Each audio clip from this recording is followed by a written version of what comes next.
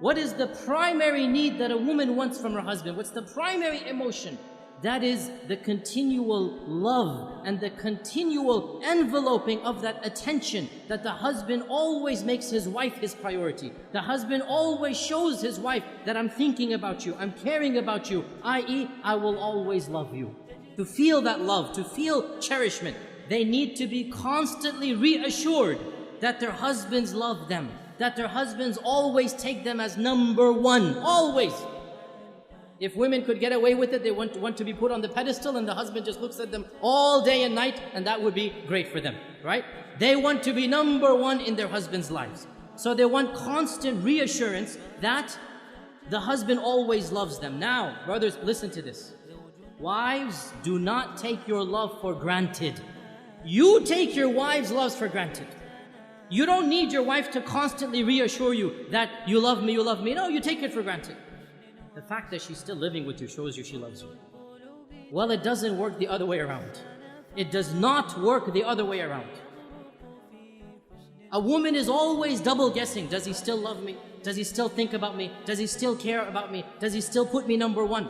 And therefore, a woman has to have constant reassurance. And not only this, but another issue that men need to be sensitive to and understand. Women are very conscious of their looks, and they're comparing their looks with other women all the time. We guys don't do that. We don't care about other looks of men, and we don't compare ourselves. But women are always thinking, am I still beautiful enough for him? Does he still think me attractive? Maybe I've gained a few pounds, maybe after the third kid, this and that. She's always double guessing her looks, her figure. And so the husband always has to make her feel the most beautiful, the most cherished, the most loved, the most admired. Though she always wants these reassurances. How does he do this? I'll just point out a number of them. Number one, words, words, words. Never underestimate the power of speech. Simply saying, I love you. I know it's awkward for men after the courting phrase. I know it's awkward, right? But believe me, it never goes out of fashion. For women, it never goes out of fashion. They always love to hear this phrase. And in fact, there are da'if hadith of our Prophet. It's a bit da'if hadith, but it's still mentioned in our books that our Prophet and Aisha were joking once. And Aisha said to the Prophet, كَيْفَ حُبُّكَ لِي? How much do you love me? How is your love for me? And our Prophet said, and he gave a beautiful, metaphorical, poetic expression. He said, my love for you is like the tight knot that cannot be unbound. My love for you is like the tight knot that cannot be unbound. So then, in the future, sometimes if they would have a bit of an issue, a bit of an argument, one of the two would remark, how is the knot right now? How is the knot right now? And Aisha would say this when the Prophet sometimes got irritated. How is the knot? So he would smile, he would say, as strong as it ever was. Right? And this hadith is in Daraqutni. Now the point being that the words, I love you, are something very important, but not just I love you. Praising her and what she does. Husbands, never take your wife's actions for granted. Suppose she is cooking and cleaning most of the time. Never take it for granted. Always, once in a while, come and compliment her. MashaAllah, that was great. You know, I really appreciate what you're doing for me. Those words, they go a long way. Your wife realizes, you know what, he's not taking me for granted. Very important. Praise her looks when she dresses up, when she does something extra special for you. Never take it for granted. Husbands, you all know the big danger of forgetting anniversaries, right? You all know how dangerous that is. Why do women want you to know their anniversaries? Because it makes them feel you still love them. Makes them feel he still remembers me, he still cherishes me.